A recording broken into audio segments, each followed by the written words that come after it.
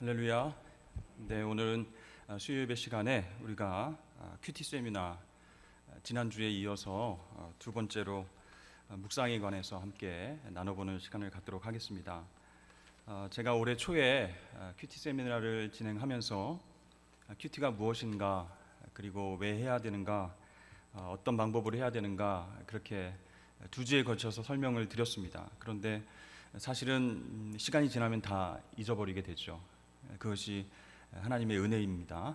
네, 그래서 또 저는 다시 똑같이 반복을 할 수 있습니다. 그런데 중요한 것은 이론을 아는 것이 아니고 실질적으로 하나님 말씀을 묵상하는 것입니다. 오늘 본문 말씀도 주야로 묵상하고 순종하고 실천하라, 그러면 형통하리라, 이렇게 하나님께서 말씀하셨습니다.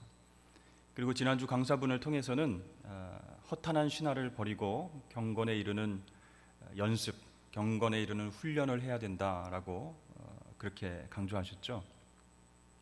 우리가 하나님의 말씀을 떠나서 그냥 가만히 있으면 그냥 은혜 받고 성령 충만해서 세상에 나가서 승리할 수 있는 것이 아니고, 저항해서 하나님의 말씀을 묵상하고 세상 가치관과 저항에 싸워서 이겨야 된다는 것입니다. 그렇지 않으면 육체의 소욕이 성령의 소욕을 계속해서 잠식하고 힘들게 만드는 것이죠. 그래서 오늘은 왜 우리가 묵상을 해야 되는가, 왜 하나님께서 주야로 묵상을 하라고 명령을 하셨는가, 같이 우리 살펴보면서 좀 도전을 받기를 원합니다. 사실은 인터넷만 켜면, 또 기독교 방송을 틀기만 하면 유명한 교회의 목사님들이 또 설교 잘하시고 은혜로운 그런 목사님들의 설교가 계속 넘쳐나고 있습니다. 어떻게 보면 설교의 홍수 시대를 살아간다라고 할 수도 있는데요, 그 선포된 말씀이 나의 말씀이 되기 위해서는 성육신화되는 과정이 필요합니다. 그러니까 선포된 말씀이 좋으니까 아멘 하고 듣고 은혜 받았습니다라고 그치는 거 아니고, 그 나에게 주신 말씀을 곰곰이 생각하고 나의 것으로 만들어야 된다는 것이죠. 그래야 비로소 우리의 삶 가운데에 영성이 자라나게 되고 허탄한 신화를 버리게 됩니다. 세상의 허탄한 신화들, 세상의 가치관이 너무 공격을 많이 하니까 이것을 가만히 있으면 그 엄청난 포화에 견딜 수 없이 그 가치관에 따라서 살아가게 됩니다. 허탄한 신화대로 우리 그리스도인들도 살아가게 된다는 것이죠. 그래서 하나님의 말씀을 묵상하는 것이 너무나 중요합니다. 자, 하나님께서 우리를, 인간을 창조하셨습니다. 왜 창조하셨죠? 하나님과의 친밀한 교제를 위해서 우리를 창조하셨습니다.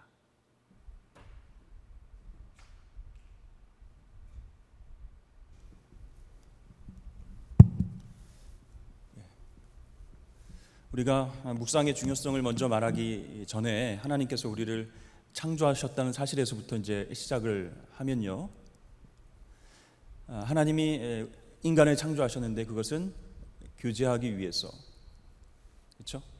교제하기 위해서 우리를 어떤 일꾼이나 도구나 무엇을 해결하려고 하는 노예로 쓰시려고 창조하신 것이 아니고 교제하기 위해서 창조하셨다 그랬습니다. 하나님과 교제하려면 우리가 어떤 존재로 창조되어야 돼요? 영적인 존재로 창조되어야 됩니다. 그래서 영이신 하나님과 교제할 수 있죠. 그래서 그 코에 생기를 후 하고 불어넣어 주셨습니다. 그 숨이라고 하는 단어는 루아흐라고 해서 생명, 호흡, 바람, 이런 뜻이 있습니다.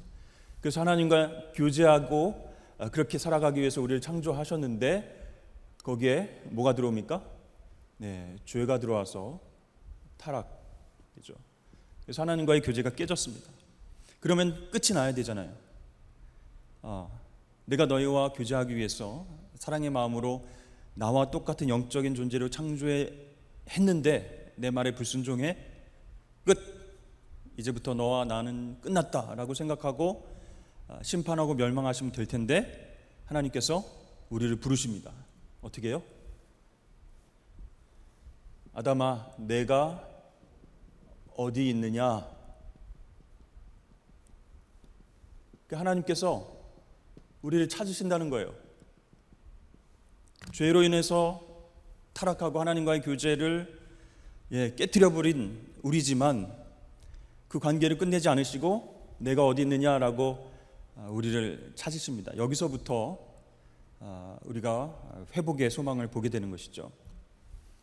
내가 어디 있느냐? 왜 찾아요? 다시금 회복할 수 있음을 하나님께서 말씀하시는 거죠. 그러니까 아직도 사랑하시는 거예요. 사랑하기 때문에 교제할 수 있는 길을 우리에게 열어주셨습니다. 그 순간부터 지금까지 계속해서 하나님의 음성은 계속되고 있습니다. 문찬아, 네가 어디 있느냐? 영희야, 네가 어디 있느냐? 철수야, 너 어디 있느냐라고 우리의 이름을 부르면서 찾고 계십니다. 그러니까 하나님께서 우리에게 바라는 것은 단순해요. 친밀한 교제를 나누자라는 것이죠. 우리와의 교제를 위해서 하나님은 어떠한 대가도 치르실 준비가 되어 있으셨습니다. 그래서 하나님과의 관계가 사랑의 관계로 회복되기 위해서 독생자 아들 예수 그리스도를 우리에게 보내주셨죠. 십자가 위에서 우리 대신 모든 인류의 죄를 다 담당하신 그 예수님의 머리 위에 하나님의 심판이 떨어졌습니다. 우리를 위해서 대신 죽으신 예수님의 그 희생 제사를 받으시고 우리가 예수님을 믿으면 하나님의 자녀로 되돌아와서 구원받고 하나님과 다시 영적으로 교제할 수 있는 길을 열어주셨어요. 왜 이렇게까지 하실까요? 사랑하기 때문에. 창조 때부터 사랑하기 때문에. 왜 구원해 주셨어요? 우리를 사랑하기 때문에. 내가 어디 있느냐? 왜 지금도 우리를 찾으세요? 사랑하기 때문에. 교제하자 이렇게 말씀하시는 겁니다.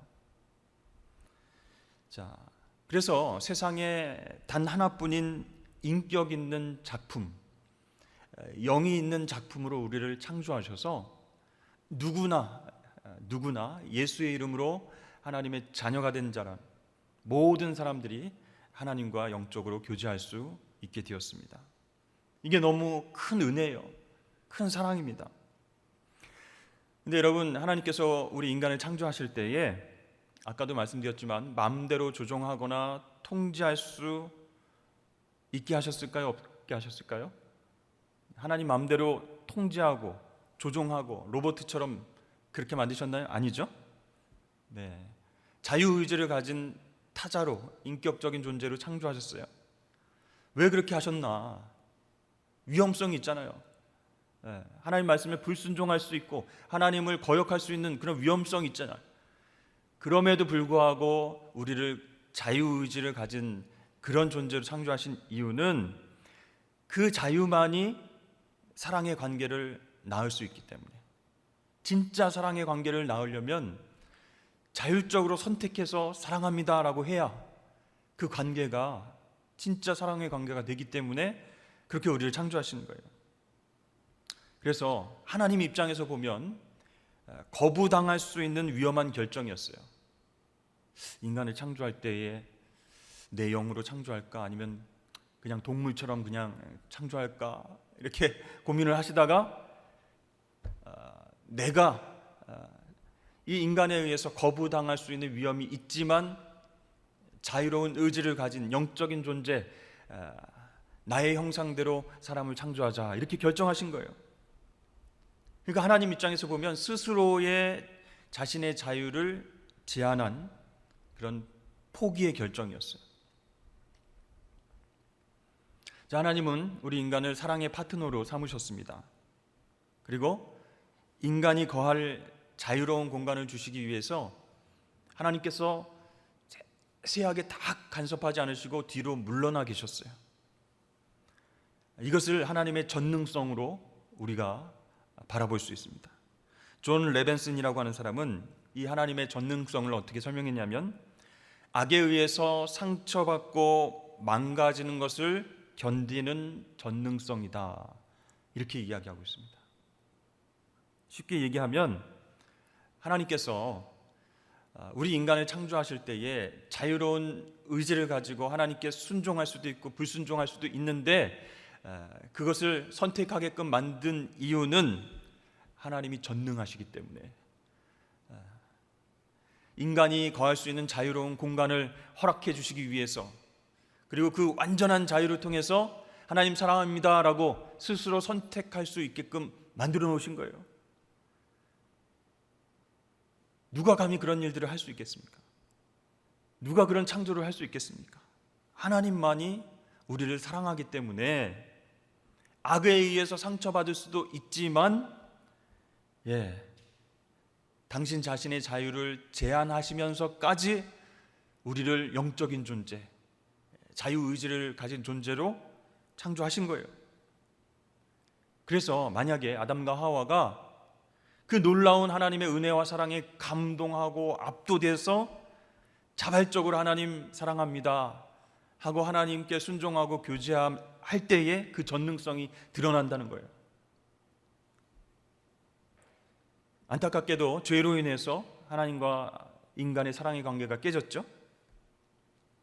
그러면 지금 어떻게 하면 우리를 향하신 하나님의 사랑과 전능성을 회복할 수 있겠는가? 또 우리를 향하신 배려와 또 겸손과 은혜를 우리가 어떻게 깨달을 수 있겠는가? 그것은 바로 하나님의 말씀을 묵상함으로 가능하다라는 거예요. 왜냐하면요, 하나님이 말씀이시잖아요. 그래서 말씀을 묵상하면 하나님을 묵상하는 것과 같아요. 그러면 이 묵상하면서 하나님의 임재 속으로 우리가 들어가게 됩니다. 그래서 하나님이 나를 왜 창조하셨지, 나에게 왜 생명을 주셨지, 내가 이 땅에 태어나기를 원하셨던 하나님, 그 목적이 무엇이었을까? 그토록 바라셨던 것이 바로 사랑의 관계였구나, 사랑의 소통이었구나라는 것을 말씀을 묵상할 때 깨닫게 되는 거예요. 그래서 이 묵상은 우리가 하고 싶을 때만 잠깐, 아니면 부응집회할 때만 잠깐 말씀에 집중하는 그런 과정이 아닙니다. 살아계신 하나님과 나를 사랑해서 생명 주신 그 하나님과 평생 동안 함께 가는 여정이 바로 묵상이다라고 할 수 있습니다. 그래서 하나님께서 누구야 어디 있느냐, 아담아 어디 있느냐 이렇게 부르시는 소리를 듣는 것이 바로 묵상이라는 거예요. 왜 부르세요? 같이 교제하자고, 깨어진 관계를 다시 회복하자고. 내가 너를 사랑해서 창조했는데 너는 자유의지로 나를 버리고 멀리 떠나고 불순종해서 고통의 길을 걷고 있구나. 안타까워하시는 하나님이 지금도 우리를 따라오세요. 그리고 우리를 부르시는 거예요. 내가 어디 있느냐. 그 음성을 듣는 과정이 묵상이라는 거예요. 그래서 이 묵상 과정을 통해서 우리가 전 인생을 통해서 하나님과 교제하면서 같이 걸어가야 할 줄로 여러분 믿으시길 바랍니다. 그런데 인간은요, 하나님 없는 자유를 선택했습니다. 하나님 바깥에서의 자유를 원했던 거죠. 자, 그렇게 하나님과의 관계가 떨어진 상태에서 살아가고픈 그런 마음으로 그렇게 자유롭게 살아간다는 거예요. 그러면서도 영적으로 갈급해하고 있어요. 왜냐하면 하나님과 떨어지고 하나님 밖에서 뭔가를 자유롭게 했는데도 채워지지 않는 영적인 갈망이 있다는 것을 다 느끼기 때문입니다. 방법은 하나죠. 하나님의 음성을 듣는 것입니다. 네가 어디 있느냐. 그 음성을 듣고 하나님과의 교제를 회복해야 되는데 그걸 갈망하면서도 늘 외롭다, 늘 혼자다, 하나님은 나를 사랑하지 않는다, 이렇게 불평하고 불만을 섞어가면서 그렇게 하나님 앞에 외치며 살아가는 그런 존재가 되었습니다.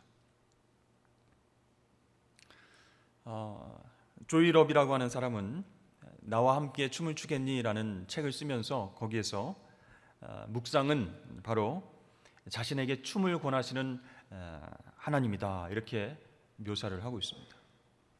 여러분, 우리 한국 정서에서 춤바람 났다 그러면 안 좋게 생각하죠. 네? 아이고 춤바람 났네. 뭐 이렇게 하면은 왠지 모르게 나쁜 것들을 이제 생각을 하고, 배우자 아닌 다른 사람과 춤바람이 나서 눈이 맞아서 어디 무도회장에서 그렇게 불륜을 생각하게 됩니다. 근데 여러분, 춤을 추는 문화는요, 하나가 되는 그런 문화예요. 기쁨과 감사함을, 또 은혜를 춤으로, 몸으로 그렇게 표현하고 있죠. 그래서 묵상은 춤을 권하시는 하나님이다, 이렇게 이야기했는데요. 제가 읽어드리겠습니다. 하나님은 늘 공허하고 죽고 텅 빈 내 뼈의 마른 골짜기에 찾아와 내게 춤을 청하신다. 하나님은 나에게 열정도 없고 소망도 없고 활기도 없는 자리에서 일어나서 더 풍성하고 열정적인 삶을 살지 않겠느냐고 신실하게 물으신다. 묵상이라고 하는 것은 하나님과 춤을 추면서 그분의 인도하심에 나를 맡기고 그분의 리듬과 박자에 따라 움직이는 것이다. 나의 자유를 그분의 움직임에 양도할 때에 우리는 주께서 창조하신 놀라운 스텝에 취해서 참된 자유의 희열을 맛보게 될 것입니다. 이렇게 아주 멋지게 설명했습니다. 묵상은 하나님께서 나에게 춤을 권하시는 것이다. 쉐리 댄스 이렇게 하면서 나와 함께 춤추겠니? 그러면서 하나님이 리드해 가시는 거예요. 하나님이 움직이시는 대로, 하나님 말씀하시는 대로 내가 모든 것을 맡기고 같이 하나님과 춤을 출 때 진정한 자유, 진정한 기쁨을 맛볼 수 있다. 그게 바로 묵상이다라고 이야기했습니다. 여러분, 하나님의 사랑이 어떠한가? 이제 불순종하고 죄 지었으면 이제 끝났어. 이제 너희들하고 관계는 끝났어. 정말 신실하고 믿음이 좋은 그 사람을 통해서 내가 새로운 역사를 일으킬 거야, 그렇게 말씀하지 않으시고요, 저 하늘 보좌를 버리시고 이 낮고 낮은 땅으로 먼 길을 달려 내려오셨어요. 그래서 정말 연약하고 죄가 많은 내 앞에 오셔서 간절하게 당신의 사랑을 보이시면서 그렇게 청하고 있는 겁니다. 손을 내미시면서 같이 춤추다고 말씀하시면서 천국의 자유를 내가 맛보게 해주겠다, 나에게 모든 것을 맡기면 네가 자유케 될 것이다 라고 그렇게 우리를 하나님과의 파티에 초대하고 계시는 거예요. 여러분, 제가 그 책의 내용을 통해서 말씀을 이제 드렸는데요, 이렇게 묵상이라고 하는 것은요, 하나님의 말씀을 묵상한다라고 하는 것은 이론이 아니라 실제라는 거예요. 하나님과 동행해서 춤추는 것과 같은 기쁨과 자유함을 느낄 수 있는 실제라는 것입니다. 그냥 말씀을 계속 어떻게 묵상해야 되지? 1번, 2번, 3번 이런 과정을 통해서 묵상하면은 내가 뭔가 변화되는 그것이 아니라 하나님 말씀을 묵상함으로 인해서 내 삶이 기쁨으로 변해지는 것, 참 자유로 변해지는 것, 그 삶의 실제가 바로 묵상이다라는 것이죠.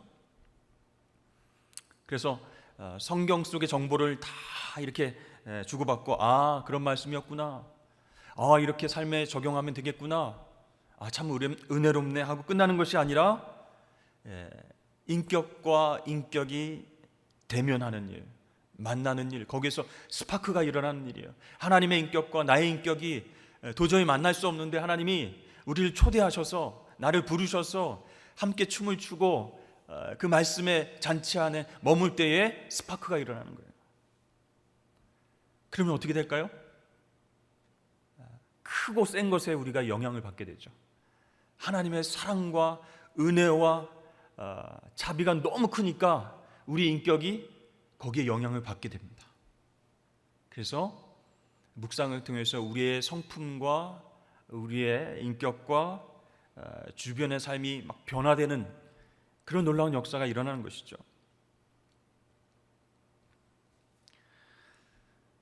이렇게 묵상에 대해서 잠깐 설명을 드렸습니다. 하나님의 사랑의 초점에 맞추어서 하나님이 왜 우리를 부르시는가, 교제하자고, 사랑하니까 다시 만나자고, 그 묵상 가운데에 우리가 거할 때에 하나님 사랑을 발견하게 되고 또 모든 것들이 회복되고 변화되는 역사가 있는 것이 묵상입니다. 이론이 아니고 실제인 것입니다. 여러분, 묵상에 꼭 필요한 도구가 있는데요, 첫 번째는 성경입니다. 상식적인 것이죠. 하나님 말씀을 묵상해야 되니까 성경이 필요하죠. 자, 인간이 하나님을 떠났어요. 그래서 혼자 살아봐야지. 하나님 맨날 잔소리하는 것 같고 어디 있느냐 계속 찾는 것 같아서 지겨웠는데 잘 됐어. 이렇게 하나님 떠나서 딱 독립해서 살아봤는데 하나님 없이 살아가는 세상은 혼돈 그 자체였어요. 하나님 말씀이 질서예요. 법이에요. 그런데 그 말씀과 하나님을 떠난 삶은 혼돈, 무질서가 되는 것입니다. 그래서 어떻게 살아요, 사람들은? 하나님을 떠나서 어떻게 삽니까? 자유롭게 살 줄 알았는데 자기 생각에 옳은 대로, 자기 눈에 옳은 대로 사사기 시대처럼 살아가게 됐습니다. 그러니까 길도 없어요. 어떤 게 옳은 길인지도 몰라요. 내비게이션도 없어요. 나침반도 없어요. 그러니까 느낌, 감정에 따라서 에라 이쪽으로 가야 되겠다, 저쪽으로 가면 좋겠다. 길도 없고 규칙도 없고 배려도 없고 그냥 자기 욕망에 따라서 그냥 살아가는 거예요. 그러니까 자기 느낌, 생각, 만족, 그런 것들로 이루어진 지도를 바라보면서 인생의 길을 걸어가게 되니까 그 길이 자신의 인생이 되어버리는 겁니다. 그러니까 오케스트라를 생각해 보세요. 악보도 없어요. 지휘자도 없어요. 자기가 부르고 싶은 대로 부르는 거예요. 단원들이 자기가 부르고 싶은 노래를 소프라노 부르고 싶으면, 테너 부르고 싶으면 안 맞아요. 그러니까 막 그런 오케스트라가 만들어내는 불협화음 속에 막 시끄러운 소리들이 가득 찬 세상 속에 살아가게 되는 겁니다.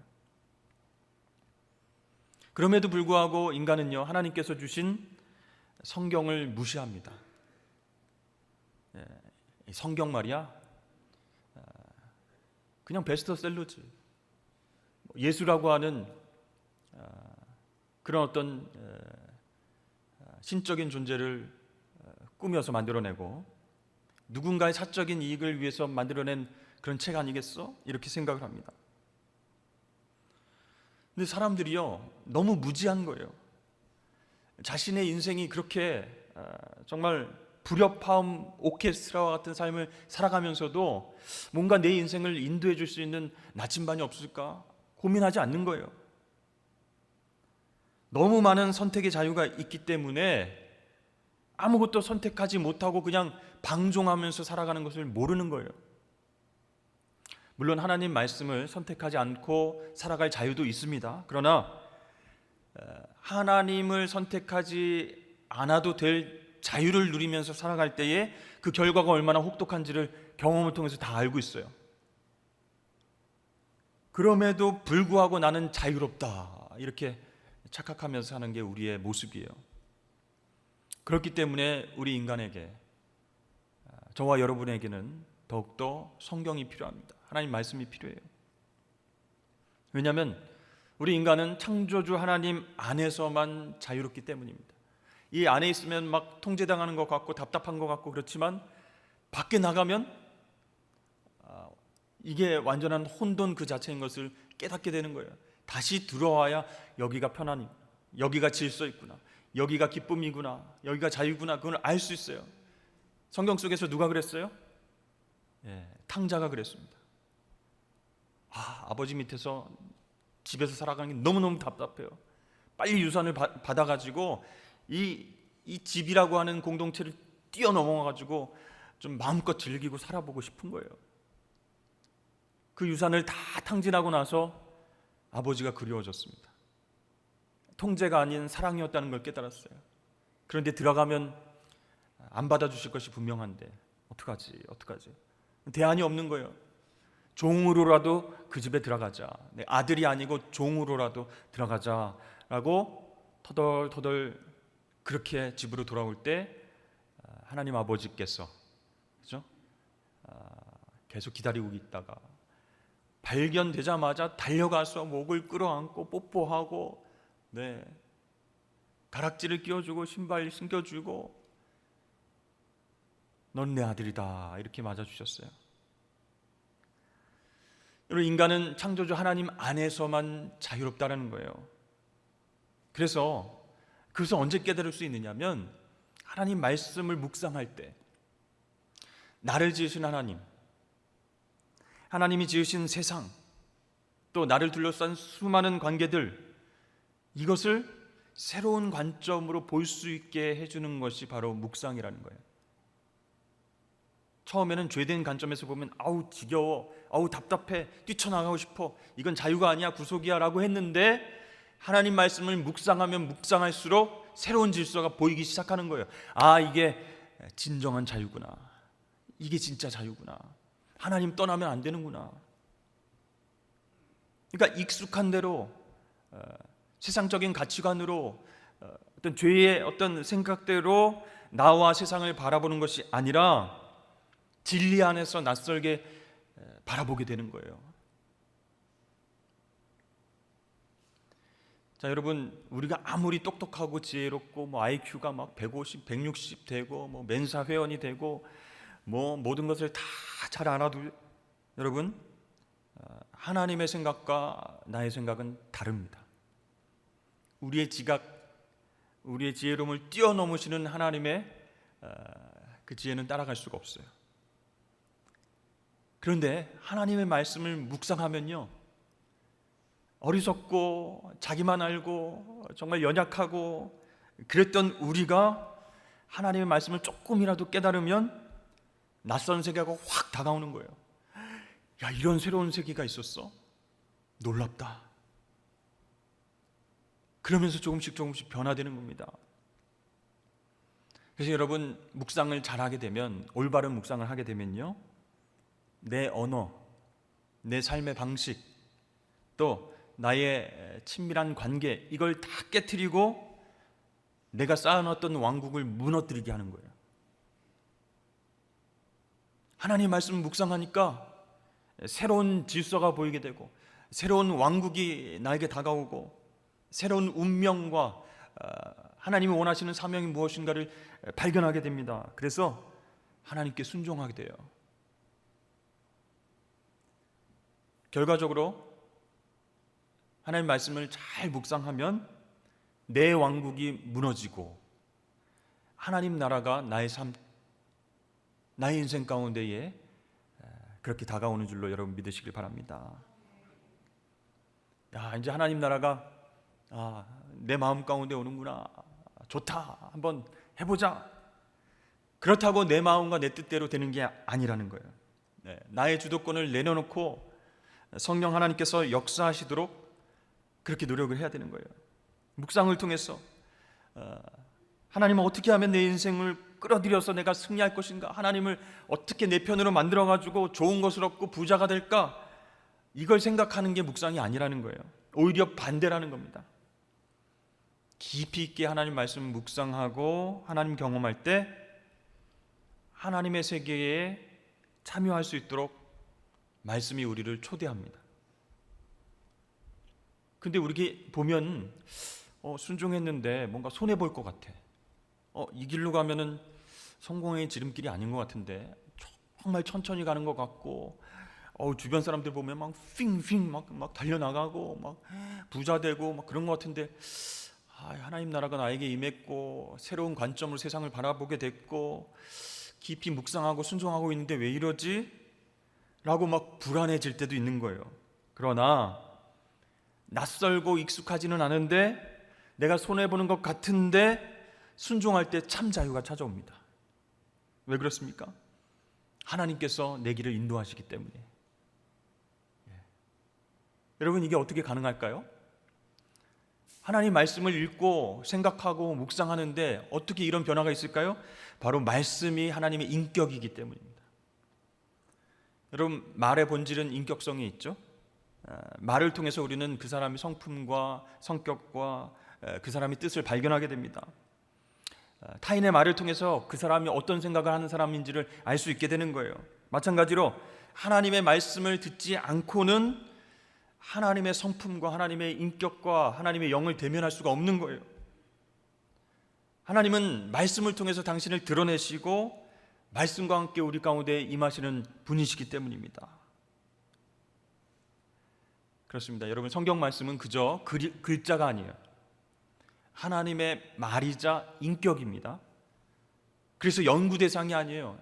그걸 가지고 어떻게 써먹어야지 사용할 대상이 아니에요. 말이고 인격이기 때문에 귀 기울여야 할 대상이고 사랑해야 할 대상입니다. 소유해야 될 대상이 아니라 수용해야 할 그런 대상이 바로 하나님 말씀이라는 거예요. 자, 이렇게 하나님의 말씀의 중요성을 깨닫고 우리가 하나님의 인격에 참여할 때, 즉 묵상할 때 우리는 하나님께서 인도하시는 길로, 새로운 창조의 길로 나아가게 됩니다. 낯설지만 편안한 거예요. 참 자유를 경험하는 거예요. 하나님이 동행하시기 때문에 그렇습니다. 여러분, 한번 사진을 보여주시죠. 나치 시대의 군중들이 다 같이 손을 들어서 뭐라고 하고 있을까요? 네? 누굴 부르고 있을까요? 히틀러를 부르고 있습니다. 네, 크게 외치고 있어요. 그런데 여러분, 원 안에 있는 사람 한번 모습 보세요. 뭐 하고 있습니까? 팔짱 끼고 있어요. 나치 당원들이 다 함께 히틀러를 외치고 있을 때 이 사람은 혼자 팔짱을 끼고 있어요. 나치 시대의 명령을 따르지 않는다는 것은 나치의 세계관을 거부한다는 뜻입니다. 그리고 그 결과 어떠한 대가도 내가 감수하겠다, 그런 뜻이에요. 우리가 세상의 명령, 세상 가치관에 손들어서 충성하는 것을 딱 거절하고 거부하고 하나님 말씀에만 반응하고 순종하겠다라고 결심을 하면 그 순종을 통해서 새로운 사건이 일어나게 됩니다. 어떤 사건이요? 하나님과 인격적인 교제, 사랑의 교제가 일어나게 된다는 거예요. 그래서 예전에는 정말 나랑 상관없었고 정말 어렵고 힘들었던 하나님 말씀과 같았는데 세상의 명령에 따르겠다라고 하는 것을 거절해버리고 하나님 말씀에 순종하겠다고 마음 먹으면 그때부터 하나님 말씀이 우리 삶 가운데 작동하는 거예요. 새로운 창조의 역사가 시작이 되는 겁니다. 그래서 여러분, 이 묵상이라고 하는 것은요, 성경 말씀을 통해서 내가 이루고자 하는 내 왕국을 건설하는 것이 아니라 하나님 백성으로서의 정체성과 세계관을 받아들이고 하나님 나라를 이뤄가는 것입니다. 묵상을 잘하면 우리 산성교회 성도들이 다 묵상을 너무너무 잘해요. 성경에 정통한 학생들로 만들려고 하는 게 아닙니다. 그것이 아니라 한 사람 한 사람 인격적으로 하나님을 예배하는 사람으로 만드는 거예요. 하나님의 뜻에 따라 순종하고 세상의 명령과 가치관을 거부하고 그 길이 정말 힘들고 어려운 길일지라도, 왕따 당하는 길일지라도 나는 주님과 함께 동행하며 살겠습니다. 이렇게 하나님과 동행하는 사람을 부르는 일이 바로 묵상이다라는 것입니다. 두 번째로 묵상에 필요한 중요한 도구가 기도입니다. 첫 번째는 성경이었고요, 기도입니다. 여러분, 하나님과의 소통을 잃어버렸어요. 그러면 사람들 사이의 소통도 잃어버립니다.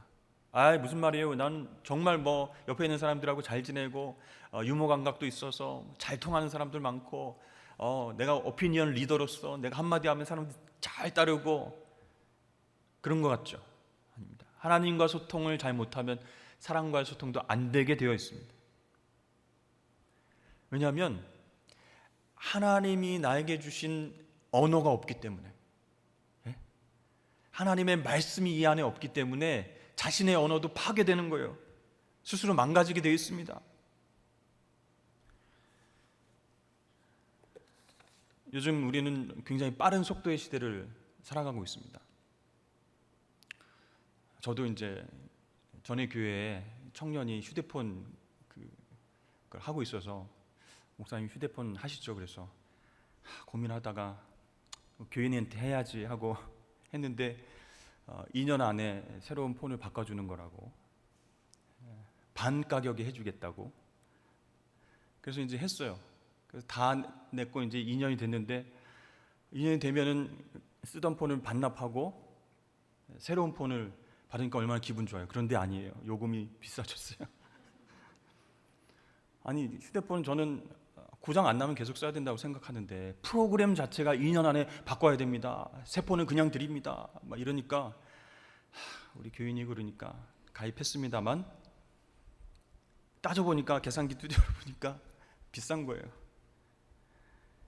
여러분, 이렇게 속도의 시대를 살아가다 보면요, 우리의 말이 가벼워지게 돼 있어요.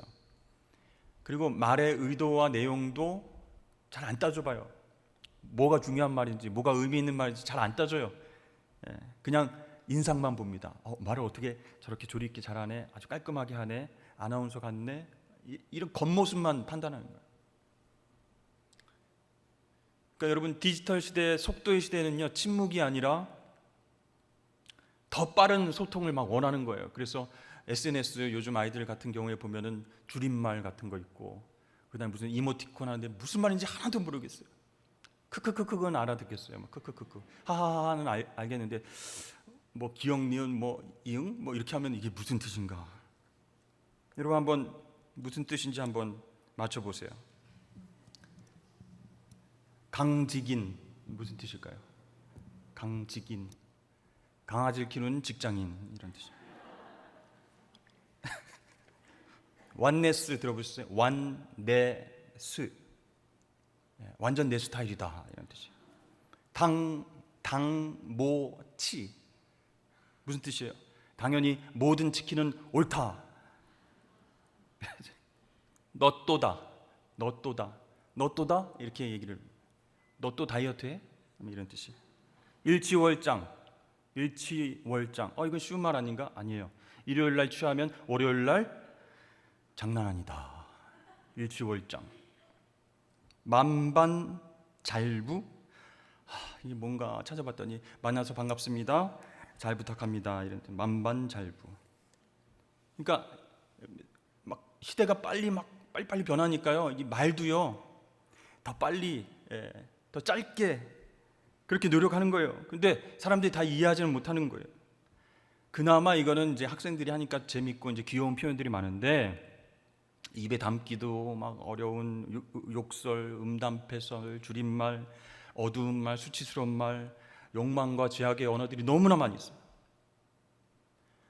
여러분, 기도는 그런 세상 속에서 하나님의 모국어를 배워가는 과정입니다.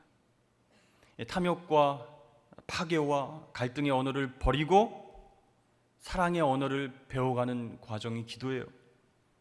자기를 부인하고 사랑하는 그 하나님의 언어를 배워가는 과정이 기도라는 거예요. 그래서 이 묵상을 할 때요, 묵상이 하나님과의 소통이기 때문에 하나님의 음성을 내가 듣고 그 말씀에 응답하고 교제하기 위해서는 하나님 나라 말을 알아야 되는데 세상 말만 알고 있으니까 안 통하는 거예요. 그래서 하늘의 모국어를 회복하는 게 너무너무 중요한 거예요. 그래서 진짜 기도를 잘 하게 되면요, 하나님 뜻을 바꾸려고 하는 게 아니에요. 내가 처한 상황을 바꾸려고 하지 않아요. 하나님의 언어를 이해하고 이런 뜻이구나 하고 나를 개혁하는 거예요. 나를 변화시키는 게 진짜 기도예요. 그러니까 기도는 하나님 이렇게 찾아가야지, 하나님과 통하기 위해서 이 길로 가야지, 그런 과정이 아니라 항상 우리를 찾아오시는 그 하나님에 대한 반응이 기도라는 거예요.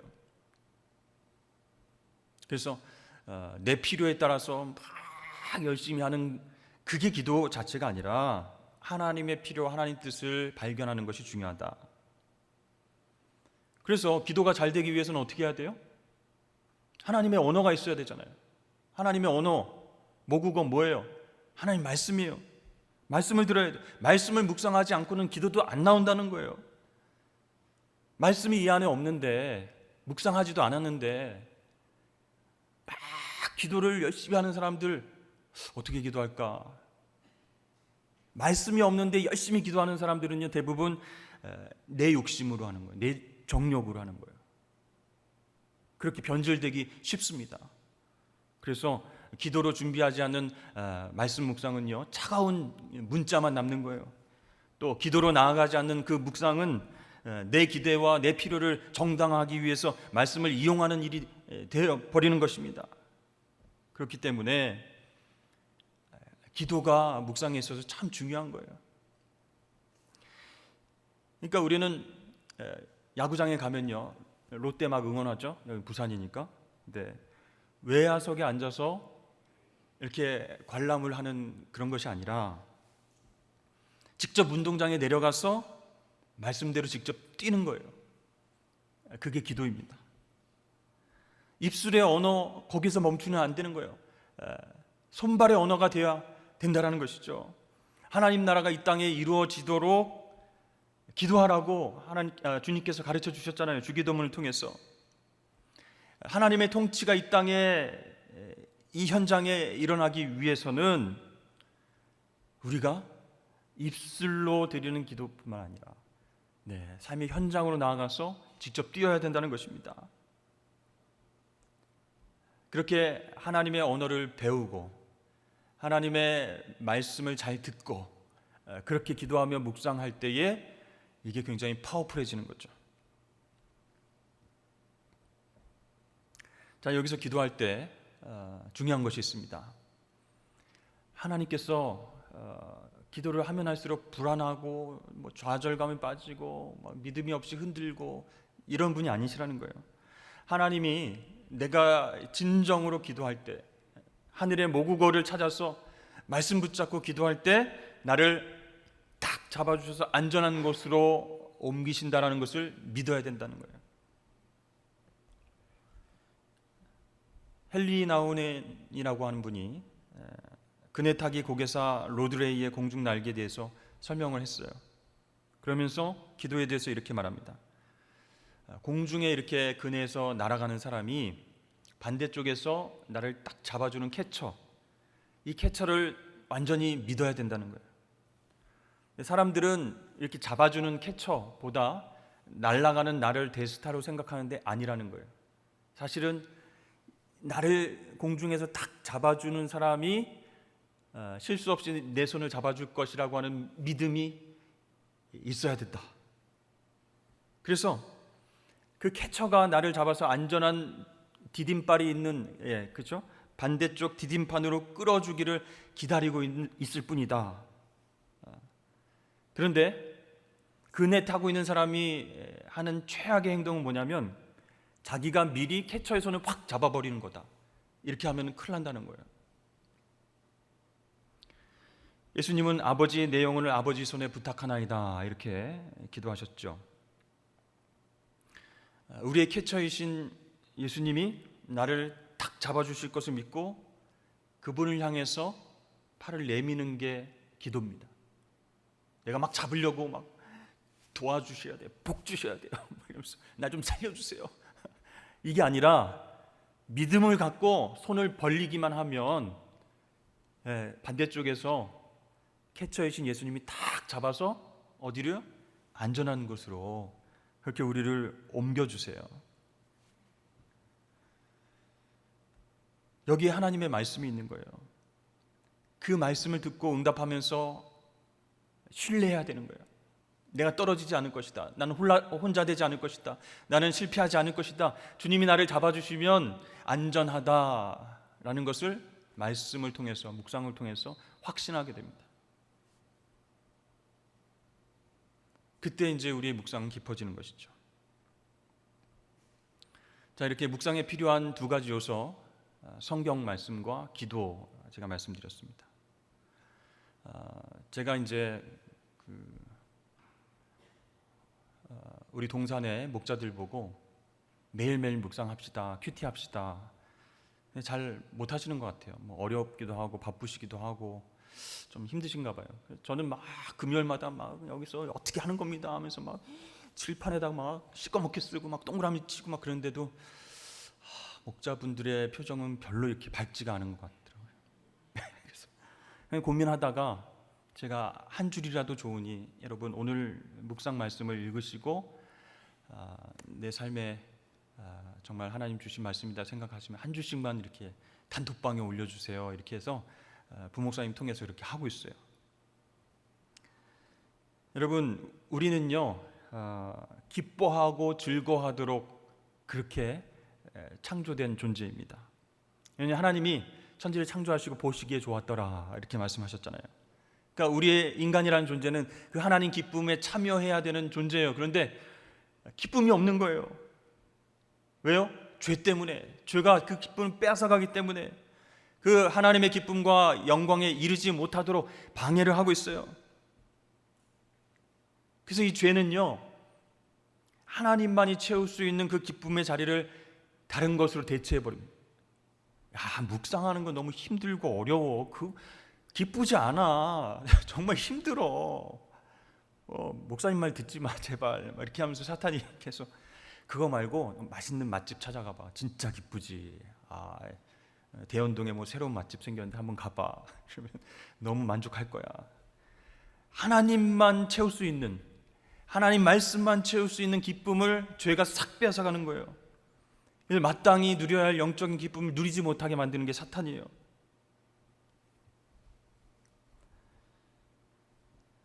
여러분, 이 묵상은요 기뻐하기 위해서 그럼 의무적으로 해야 되는가?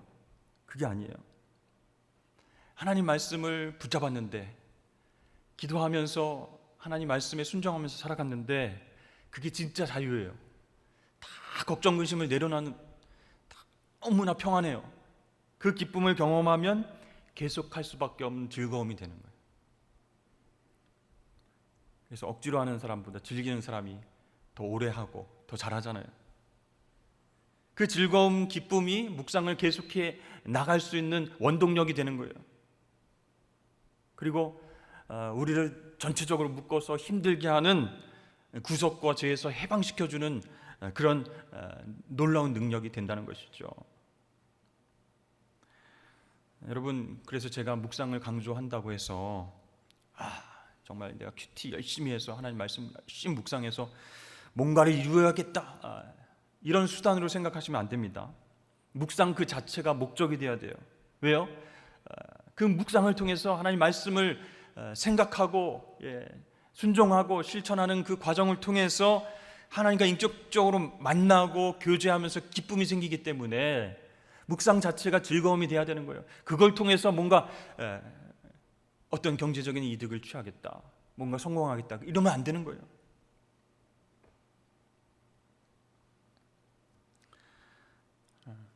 여러분, 그런데 열심히 묵상했어요. 말씀 붙잡고 살아갔어요.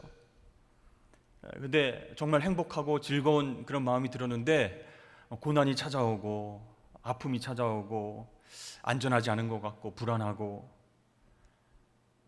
이게 맞는 건가? 이런 생각이 들 때가 있어요. 여러분, 행복하지만 완벽하게 행복하지 않은 상태가 웰빙이다, 이런 말 아세요? 네. 너무 완벽하면 거기에서 기쁨이 없어요. 모나리자 여러분 그림 아시죠? 컴퓨터로 분석한 결과 그 모나리자의 얼굴에는 83%의 행복한 감정이 있고 17%의 분노, 또 부정적인 감정이 섞여 있다고 합니다. 그래서 이 모나리자를 계속 바라볼 때 우리 마음이 편안한 것은 완벽한 얼굴, 행복한 얼굴이기 때문이 아니라 그 안에 17%의 약간 그늘이 있기 때문에 편안한 거예요. 저 여자도 나랑 비슷한 인간이구나. 완벽한 얼굴은 아니네. 이러면서 평안함을 느끼는 거예요. 여러분, 이승엽 선수 삼성 라이온스 홈런 타자 아시죠? 인터뷰에서 이렇게 얘기했어요. 몸 상태가 너무 좋은 날에는 경기에 들어가기 전에 몸을 일부러 안 푼대요. 그래서 의도적으로 컨디션을 조금 안 좋게 만든다고 합니다. 가장 좋은 성적을 낼 때는 몸 상태가 최고에 있는 상태가 아니라 뭔가 부족한 것을 느낄 때, 그때가 성적이 잘 나온대요. 컨디션이 너무 좋으면 자기도 모르게 투수를 얕잡아 보는 거야. 어떤 공이든 던져봐라. 내가 이렇게 컨디션 좋은데 다 다 홈런 쳐줄게. 이렇게 교만해지면서 선구안이 흐려진다는 거예요. 선구안은 뭐냐면 공이 날아올 때 이게 스트라이크다 볼이다, 내가 칠 수 있다 못 치겠다, 이걸 가려내는 그 이제 눈이 선구안이다, 이렇게 얘기하는데, 그렇게 교만하면요, 컨디션이 좋으면 유인구에 속아가지고 방망이가 막 헛돌아가는 거예요. 그런데 몸이 조금 상태가 안 좋으면, 정상이 아니면 마음을 딱 다잡는 거예요. 정신이 집중하는 거예요. 공을 끝까지 보고 치게 되는 거예요. 저 선수가 별로 잘 못 던지는 선수일지라도 겸손한 마음으로, 왜요? 내 몸이 별로 안 좋으니까 끝까지 공을 보고 치게 되는 거예요. 그 인터뷰를 보면서 이 역설적이다. 강하고 부유한 세상을 이기는 것은 약하고 가난함에서 오는 것일 수도 있겠다. 그래서 여러분, 우리가 신앙생활 하면서 하나님 말씀 묵상하면서 오는 약간의 불편함이 있어요. 그것은 결코 나쁜 것이 아니라 기쁨을 위한, 성공을 위한, 하나님 나라 확장을 위한 필수적인 것이다 라고 생각하셔야 됩니다. 여러분, 제가 묵상에 대해서 이거 꼭 필요합니다, 중요합니다, 말씀과 기도 붙잡고 그렇게 하나님과의 교제 회복하십시오, 묵상이 기쁨이고 행복입니다. 그런데 여러분, 이 묵상이 기쁨이고 행복인 것은 우리를 완벽하게 만들어줘서가 아니라는 거예요. 우리 인생에 선구안을 주기 때문에 중요한 거예요. 무엇이 하나님의 뜻인지 날아오는 문제들, 날아오는 공을 바라보면서 분별해낼 수 있습니다. 이건 치지 말아야겠다, 이건 볼인데 하나님 기뻐하시지 않는 건데 손대지 말아야겠다, 이렇게 되는 거예요. 하나님의 말씀을 계속 묵상함으로 인해서 우리가 부족하고 연약하고 결핍이 있지만 그걸 통해서 하나님의 뜻을 더 선명하게 분별해낼 수 있는, 선구안이 될 수 있는 계기가 된다라는 것입니다.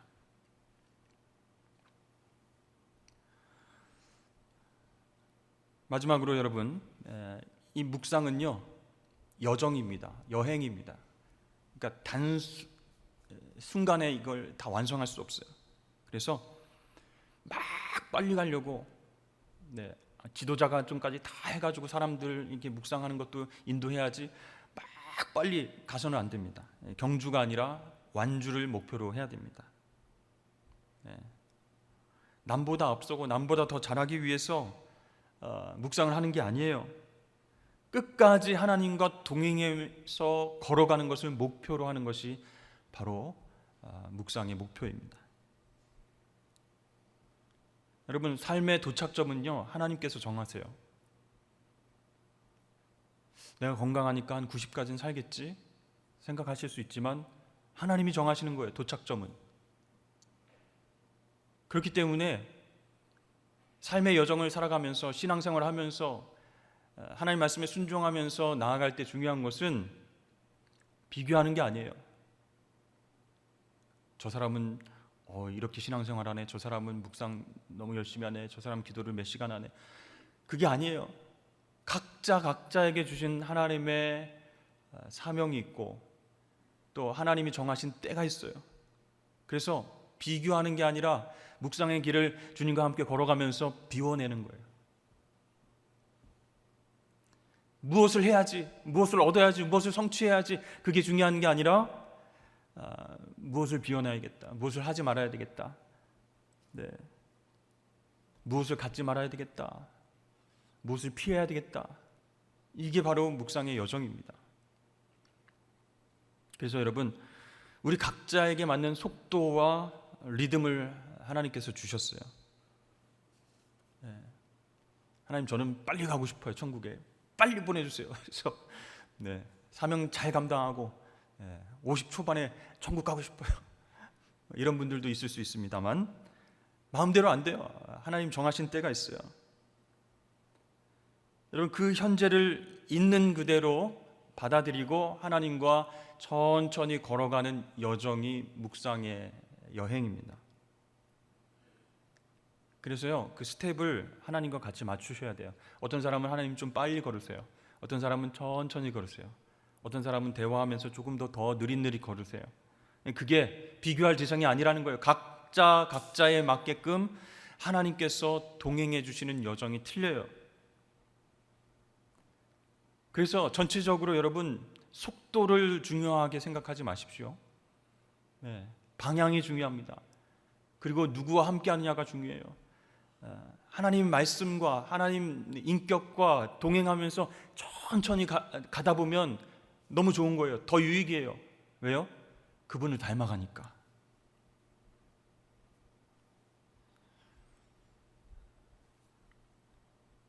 여러분, 이스라엘 백성들이 광야에서 하루하루 살아가는 게 기뻤을까요? 아니면 지겨웠을까요? 너무나 즐거웠을까요? 힘들었을까요?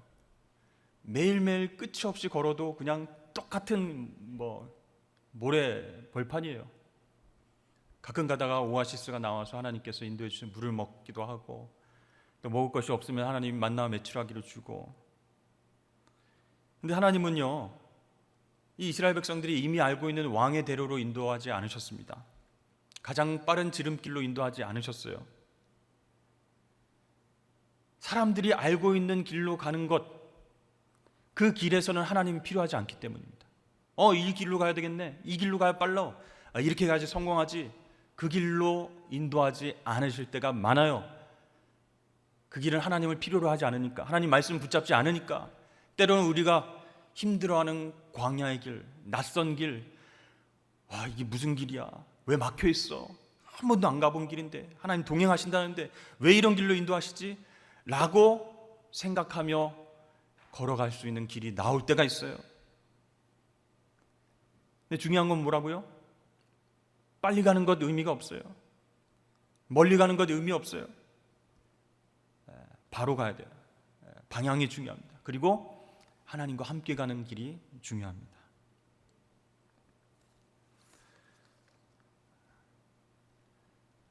그래서 여러분, 오늘 묵상에 대해서 여러 가지 이야기를 했는데, 묵상의 도구는 성경, 하나님 말씀과 기도다. 묵상은 분명히 우리에게 기쁨을 준다. 믿음으로 손을 내밀었을 때 하나님께서 우리를 안전한 곳으로 인도해 주신다는 확신이 생기게 된다. 그래서 기쁠 수 있어요. 그리고 우리가 생각하는 대로 빨리 가고 뭘 빨리 성취하는 것, 그게 의미가 없다라는 것을 묵상을 통해서 알게 됩니다. 천천히 가도, 느릿느릿 가도, 낯선 환경이 나타나도, 좀 힘든 상황이 나타나도 하나님이 옆에 계시니, 그분과 대화하면서 걸어가니 편안한 거예요. 자유로울 수 있는 것입니다. 여러분, 오늘 이 말씀 생각하시면서 여러분들을 묵상 세계로 초대합니다. 물론 설교 말씀을 잘 듣고 순종하는 것도 중요하지만, 내가 매일매일 하나님 말씀을 읽고 나에게 정말 부딪히는 그 말씀을 받는 것, 그 순종하는 것 얼마나 중요한지 모릅니다. 그래서 여러분, 그렇게 힘들지만 하나님 말씀을 스스로 묵상하고 하나님의 창조 목적에 맞게끔 하나님과 교제하면서 기쁨을 회복하시는 저와 여러분 되시길 주의 이름 축복합니다.